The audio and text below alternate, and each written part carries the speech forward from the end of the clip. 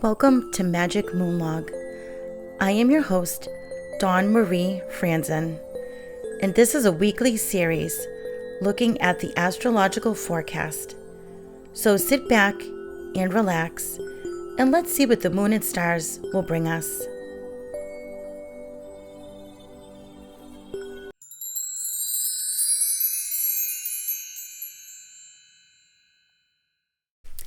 Hello everyone. Welcome back to Magic Moonlog. And yes, this is the first ever video that I'm taking. I know that I said that I was going to wait until I get a better place to do videos. But now that I'm doing the YouTube for the Magic Moonlog episodes, I wanted to have you guys see who's talking, first of all. I know you guys must have seen pictures of me and whatnot, but sometimes it helps with the video because now you can really see, hey, it's me, you know. I do apologize for the background. It's very plain, and that is why I was kind of waiting to do the videos, because I don't have a very attractive background right now. So it is what it is, and I do apologize, but here we are, okay? So have you ever been disappointed in the weather? So the beginning of the week, the beginning of this past week, we were supposed to get a snowstorm. We were supposed to get about, 6 to 8 inches of snow. And I think it was for Tuesday. So when I got up Tuesday morning, there was nothing, no snow, not even a flake of snow on the ground, except for the leftover snow we had from previous snowstorm. We were looking forward to a snow day. As some of you know, I am a teacher. I work at a school. But nothing. I remember checking the weather the night before, and it kept the precipitation level kept dropping. And then it got to the point where it got to like half an inch. So I was like, no, that's not going to be enough to close down. And yeah, we ended up getting no snow at all. The storm, wherever it was, just shifted, and other parts of the world got it, and we just didn't get anything. Now, the other day, we did get a snow squall, and I don't know if you know what that is. I know some people don't know what a snow squall is, but I've actually gotten caught in one before. Chris and I have gotten caught in one before. We were driving down the road, and what happens is, it's like kind of like a freak storm, all right? Within minutes, you see all this whiteness coming at you, and it just completely turns white that you can't even, by the time it reaches you, you can't even see in front of you. It's kind of exciting, but scary at the same time, because like I said, you can't see, and if you're on the road, you just can't see what's happening. And you're always worried about, because yeah, you pull over, you don't want to drive if you can't see, obviously. But you're also worried, is there an idiot behind me that's going to come and smash into me, when I'm trying to be parked on the side of the road? So there is that kind of worry. But when you're inside, because we had one, I'd say about a month ago, and I was at my parents' house, and we were eating dinner, and all of a sudden, it looked really weird outside. Like I looked out the window, I'm like, what is going on? And the snow just kept coming in, like all of a sudden. It was a lot. And then within minutes of a snow squall, it's done. And it's like as if nothing happened. It's crazy. But obviously we got a snow squall a couple of mornings ago. So and that was unexpected. So when I get up in the morning to go to work and I walked out the door, the ground had a dusting of snow on it. And I'm like, where did this come from? Because it was not expected. So, yeah, that was kind of crazy. But anyway, I hope you guys had a great Valentine's. What did you guys do? Hopefully something special. Chris and I went out to dinner to my favorite restaurant, Olive Garden. Yeah, Olive Garden is my favorite restaurant. And it also means something to us because we went on our first dinner date at Olive Garden. Not the same location, but at an Olive Garden. And I don't know what it is. I've always just loved the restaurant. I love the salad they give you at the beginning. I love the breadsticks and the meal. Oh my goodness. And of course, it being Valentine's Day, I had to get dessert. So I ended up getting the chocolate lasagna, and Chris got the strawberry cream cake. And oh my goodness, so delicious. And I love when they give you the mints at the end. And if they forget, sometimes they forget. I always say, can we have the mints, please? And they'll give us like a whole handful of mints. And I can gobble those down. I don't care if I got full or whatever. So what I normally do is as soon as I get my meal, I split it in half so that I'm not eating the whole thing. I eat half of the meal, and then I save the other half for lunch the next day. So I had a really great lunch the next day when I was at work. So I was all excited. Love those leftovers. So yeah. So anyway, let's get on with our Astrocast for the week of February 17 to 23. So today, if you're listening to this the day it comes out, it's Saturday, February 17. Venus and Pluto are in conjunction at 3:48 a.m. And I'm looking at my notes down here. So if you see me looking down, I have my iPad right underneath my phone where I'm recording the video, and I'm looking at my notes. So remember, when planets are in conjunction, that means they are at 0 to 8 degrees, usually 0 degrees, and they are operating together. And they are also ruled by compatible elements. Okay? So also that day, the moon and Saturn are square at 5:57.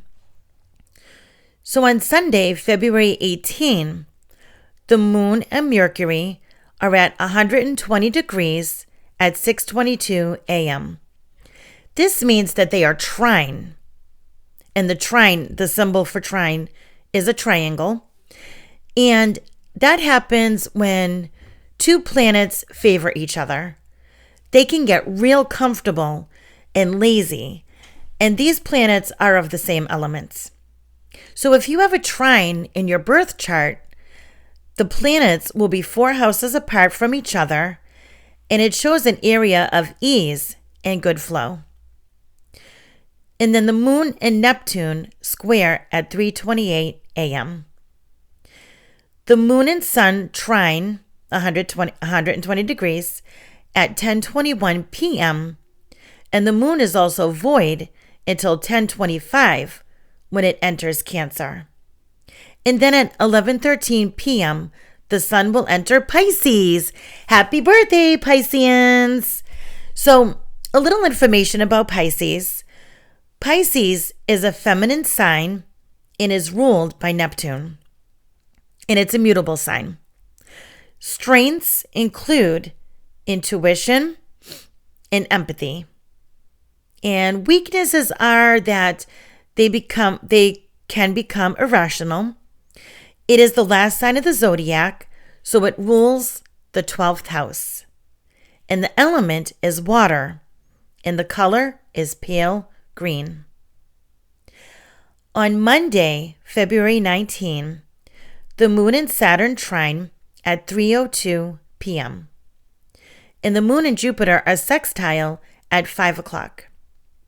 On Tuesday, the moon and Uranus sextile at 11:45 a.m. On Wednesday, the moon is void, of course, at 1:38 a.m. and is also trine with Neptune. And then the moon enters Leo at 8:40 p.m. On Thursday, Venus and Mars will be in conjunction at 2:14 a.m. and the Moon and Jupiter square at 4:39. The Moon squares Uranus at 11:18 and is void, of course, until 8:38 p.m. Friday when it enters Virgo. Meanwhile, Mercury enters Gemini at 2:29 a.m. and then, just a heads up, the Moon will be full on Saturday. And we will talk more about that on Saturday when we go through the next Magic Moon Log episode. So for this week, you might not want to form a commitment from a loved one, and it is time for some serious thinking. This would be for Saturday. While Sunday, you could perhaps persuade others and reach decisions. You will also find you are at ease with the opposite sex. But be careful of poor judgments. You may find that if you are patient and cooperate on Monday, you will accomplish a goal. Be inventive this week, but be careful of overacting and be careful of big drama. Love is in the air, but so are broken promises and erratic behavior. You might find towards the end of the week that you will pay more attention to details at work. All right, everyone. So now it's time for our spell of the week. And let's see, of course, from the Witch's Spell of the Day Almanac. And it's on page 42. And this is for Wednesday, February 21. And it's Invoking Daily Solar Protection. And the color of the day is white.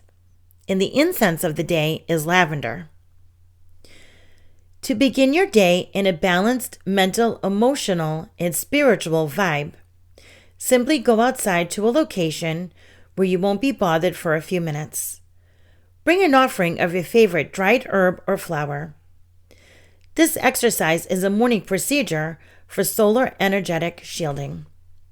6 is the number of the sun as a planet in esoteric Kabbalah. Standing to face the eastern sun, take 6 deep breaths in through the nose and out through the mouth. So 6 times.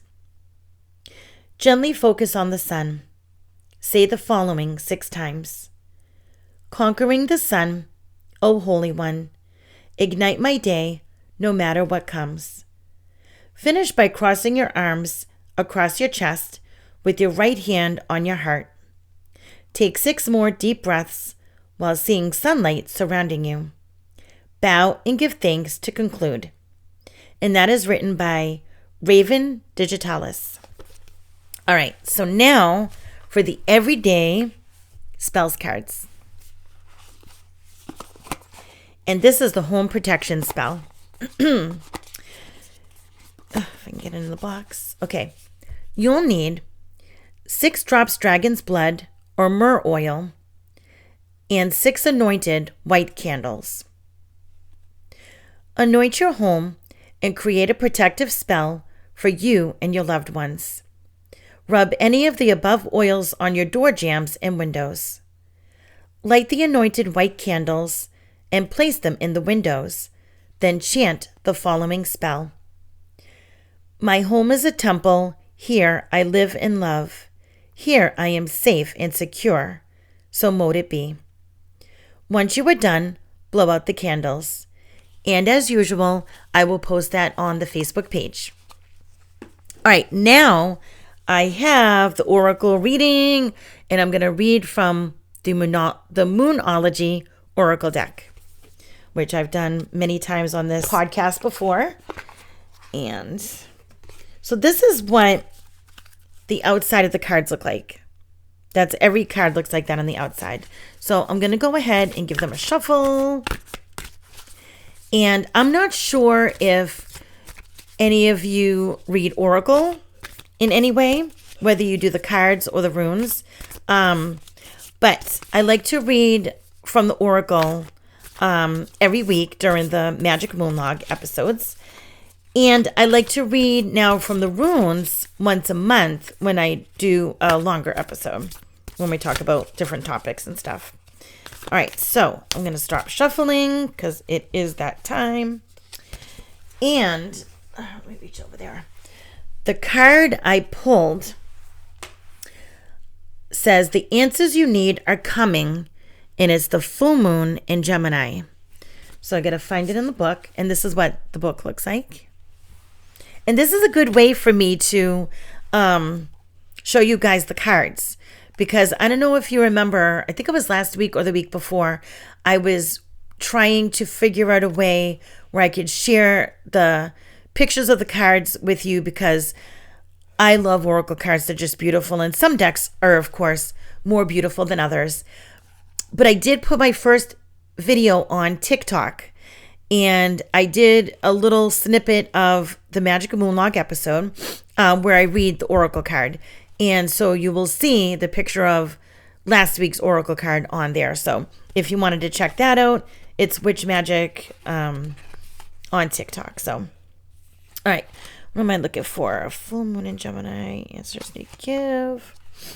I wish they put the card number on the pages. They don't do it with this deck. Some decks they do that, and it's a lot easier to find. All right, so this card is a reminder that it's important to speak your truth, but remember that your words have consequences and impact your listener. Right now, you need to guard against indiscretion. The answers you need may well come soon. The issue you're facing could well be one or a few conversations away from being resolved. If you're inquiring about a love situation, a little flirting may be called for. If you're in the middle of an argument, this card comes to you as a reminder of the old, very non-Gemini message. Least said, soonest mended. It's good to talk, but be careful you aren't causing yourself any issues with your words. Words have enormous power. As metaphysician Florence Scovel Shinn, from 1871 to 1940, put it, your word is your wand. You create magic in your own reality every time you express yourself. So the Attuned to the Moon says, have an important conversation, but stay calm. And the additional meanings for this card is, don't be superficial. Someone is trying to flirt with you. Have you noticed? You need to laugh off this situation and just move on. And job applications have good prospects. And the teaching says, talk, and more talk as the emotional full moon moves into the communicative sign of Gemini. It's too easy to say too much, so mind how you go if you pull this card. This card can also indicate an enjoyable social event, since the full moon in Gemini is a great time for socializing. This card also augurs well for any study you're either taking or considering. All right, awesome. Okay, so there's that. All right, everyone, that is all I have for you today. Please keep coming back to these weekly Magic Moonlog episodes. I love doing this series because I am a beginner astrologer, and I feel like I'm learning along with you guys. You know, some of you who might be also beginners as well. Or maybe you're kind of intermediate but don't necessarily know all the terms and everything. So I hope that I can give you a little bit more insight into that. And if you are an advanced astrologer, give me some feedback and let me know how I'm doing. And as always, guys, have a very magical week. If you like this episode or show, please consider going over to Apple or Spotify to give me a rating and review. It will really help with the algorithm of the show. Share with your friends and follow me at Witch Magic on Instagram. You can also join us on the Witch Magic Facebook group. If you would like to support the show even more, you could check out my Patreon and Ko-fi pages and join the tier of your choosing and budget for extra perks, as well as helping me maybe get a cup of tea. Thanks, everyone.